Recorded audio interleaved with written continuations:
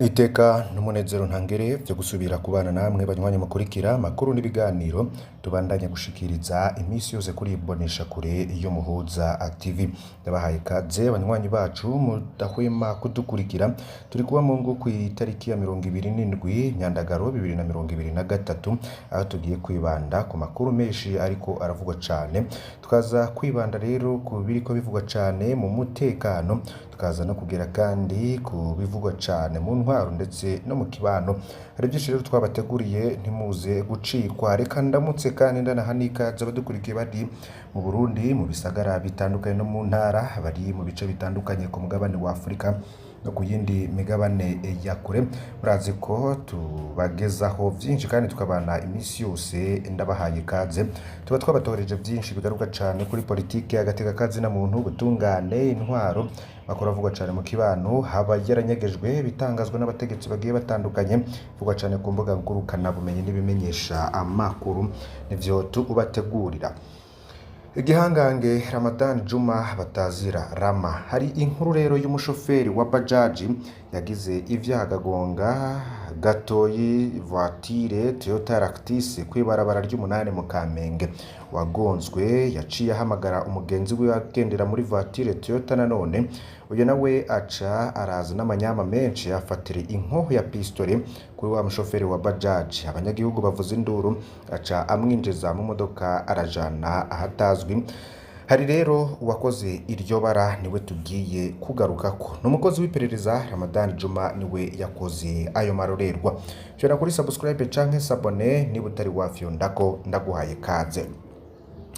Imodoka voiture Toyota TI ishaka kwera kuri Eglise ari kenshi yavuzwe cane ku mbuga ngurukana bumenyi. Yakoreshejwe muri Munyonyo 2021 mu kunyuruza uwitwa Innocent Girukwigomba imukuye mwirohero. Ico gihe Imana yarakinze Innocent atabarizwa kare cane abarakize.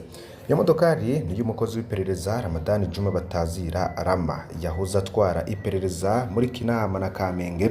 Mu nyuma yahawe les opérations muri zone Rohero, ubu rero ntituzi ivyo agezemwo. Rama azwi nk'umuntu yifata nk'igihangange kidakorwa ku kandi yaravuzwe mu mabi menshi. Inyifato yagize ku munsi wa gatanu mu Kamenge rerekana ko yiyizi ko arengeye amategeko. Y'abantu babiri rero bagonganye ni ibintu bisanzwe cane. Abapolisi baraza bagapima uwufise ikosa bakamuhana kandi akariha ivyo yononye.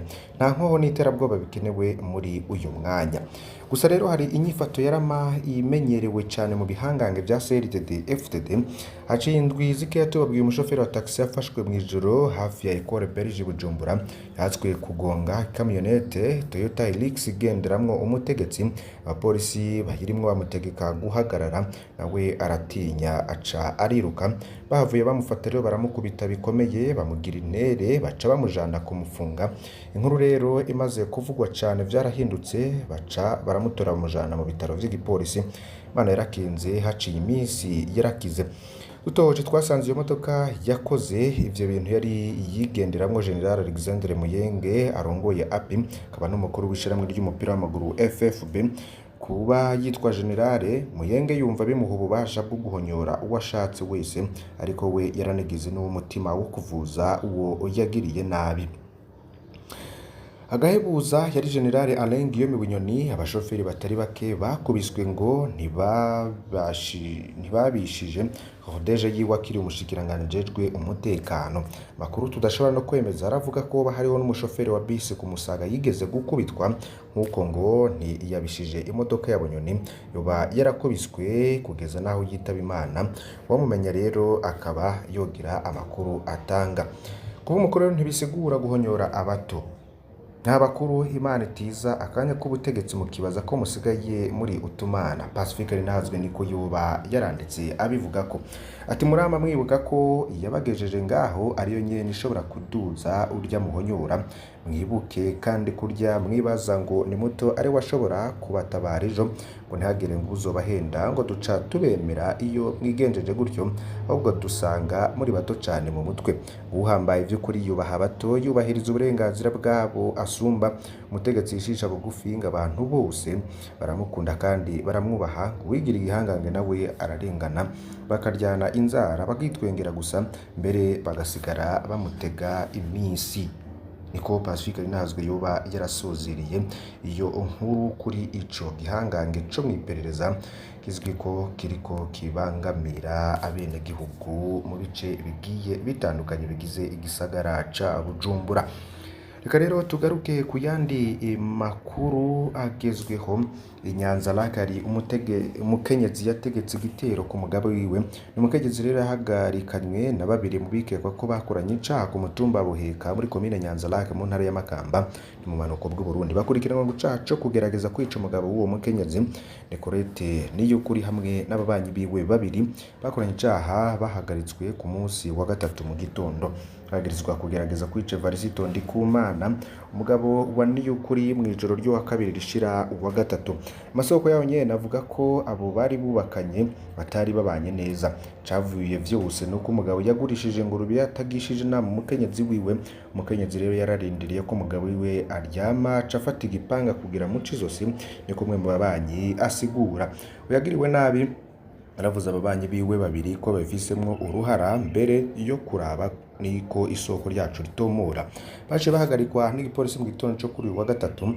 Amasoko kuri uwo mutumba akamenyesha ko ababikeye kwicaha bafungiye mu gashoka komisariya komine Nyanza Lake. Yatemaguye rero nawe akaba ariko aravurirwa ku bitaro vya komine. Siyo nkuru gusa ahubwo ni muruta umuntu yaba yarishwe. Eric Niyonzima y'imyaka 23 yakubiswe cyane amahiri abakozi bakora mu mirima ya Dewogi de Rurema yahoze ari umushikiranganje Burundi ajejwe uburimyi n'ubworozi. Kumwe amasoko aho mu karere we yakorewe iryo bara yiketswe ko ari umusumi. Vyabereye ku mutumba Myugaruro muri komine Muruti ntara ya Kayanza muri aruko bw'u Burundi ku wa kabiri. Igipolisi cemeza ayo makuru kivuga ko batatu mu bikeko bahagaritswe. Kwa masoko yacu abo bakozi bahoze ari umushikiranganje uburimyi n'ubworozi babonye uwo yishwe impande y'iraro ry'inka riri ku mutumba Myugariro muri komine Muruya. Baramukubise bari imbere yuko bahamagara igipolisi. Nyuma yo kumuhuragura amahiri bamaze kubona ko ari intere, baciye bahamagara igipolisi bakibwira ko bafashe umusuma. Polisi cabategetse kumushikana kuri komisariya y'igipolisi mu ntara ya Kayanza, niko abanyagihugu muri ako karere nabo bamenyesha. Eric Niyonzima yaciye ajanwa mu modoka yujejwe imirima n'iraro. Ashitse kuri komisariya y'igipolisi ca Kayanza, igipolisi camutegetse kumujana ku bitaro kugira ngo avurwe, akaba yarapfiriye mu nzira. Uwo yari amutwaye rero yaciye ahunga ati iyo modokari mu bigo vy'ibitaro vya Kayanza. Umuryango wo yishwe rero ukabusaba ko ubutungane bworondera abo bakoze ubwo bubisha bahanwe hakurikijwe amategeko. Polisi gikemeza ayo makuru. Pascal Niyonzima arongoye igipolisi mu ntara ya Kayanza aremeza ko batatu mu bikekwa bahagaritswe, kavuga ko n'amatohoza yatanguye. Uwo munyabaga yishwe yahora akazi ko kwahirira ubwatsi abatunze inka. Niyo yindi nkuru rero yari igezweho. Reka tubandanirize kubiriko bivugwa cyane muri Republika Iharanira Rusangi ya Kongo. Imasisi abantu barenga 17 barishwe n'abitwaje ibigwanisho mu gihugu mu mezi abiri. Abantu barenga 17 bo mu gace ka Bahunde n'uruhande rwa Bashari barishwe n'abitwaje ibigwanisho muri ico gihugu basanzwe bagisibije mu bigwati byo muri territoire ya Masisi mu ntara ya Kivu mu buseruko bwa Republika Iharanira Rusangi ya Kongo.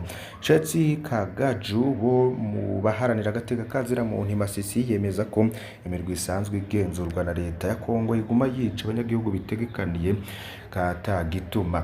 Uharanira agateka kazina mu Masisi yemeza ko upfa kuba ufise akantu n'agatoyi mudahuriza ko n'umurwanyi ko uca wicwa nta kindi. Ahabangamiwe kurusha ahandi groupe y'ibigwati byo muri Bahunde nk'uko bivugwa na Kaju. Nyagihugu b'Imasisi bakaba bagiriza abarwanyi bafashe igisoda ca Kongo gukora amabi menshi muri ico gice cyo mu ntara ya Kivu ya ruguru. Bicanye rero bikaba bigira amategeko. Aba barwanyi rero bafatwa nk'imirwi yo kwirwana ko baramaze no gushinga amategeko yo gukora ibikorwa rusangi nk'ingungu umuntu ataje mu bikorwa rusange atanga ibihumbi 50 by'amafaranga ya Kongo. Abanyagihugu babona ko ari ukubambura amafaranga. Abanyagihugu rero bakaba basaba abategetsi ba gisirikare gukura abo barwanyi mu banyagihugu bakabashira mu makambi canke bakabajana mu duce tutabamwo abantu, kuvuga ko babangamiye abanyagihugu. Ati sintekanye bana n'abarwanyi ngaha, leta nibimura ibijane abandi. Bikavugwa na Jean Damascene Harerimana ba Imasisi ngo leta rero niyubaka amakambi yo kwegeranirizamwo abarwanyi zishobora no kubandanya dupfa nk'isazi. Bikaba vyaravuzwe na Desanje Kubwimana n'ubundi munyagihugu aba Imasisi. Kuwa 19 Ndamukiza uyu mwaka leta ya Kongo yarashizeho itegeko rishinga umurwi w'abarwanyi bafasha igisoda kurwanya abarwanyi ba M23 bafise gushika igice kinini ca Masisi, Rucuru, Nyiragongo muri Kivu ya ruguru.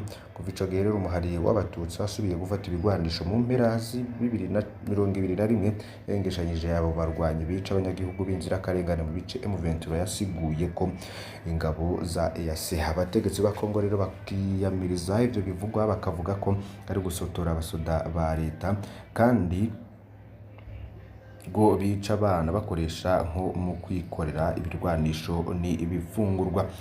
Banywanyi bacu niko dusozereye aya makuru twari twabateguriye. Ndagusaba rero kugira ngo ntuze gucikwa n'ibindi bitandukanye twabateguriye kandi tuza kubashikiriza kuri iyi mbonesha kuri uyu wa Mungu. Fena kuri subscribe canke s'abonner ni utari wavyondako, ibuke no kubisangiza abagenzi bawe kugira bataza gucikwa n'amakuru yose tuza gushikiriza. Imana bahezagire wa Mungu mwiza.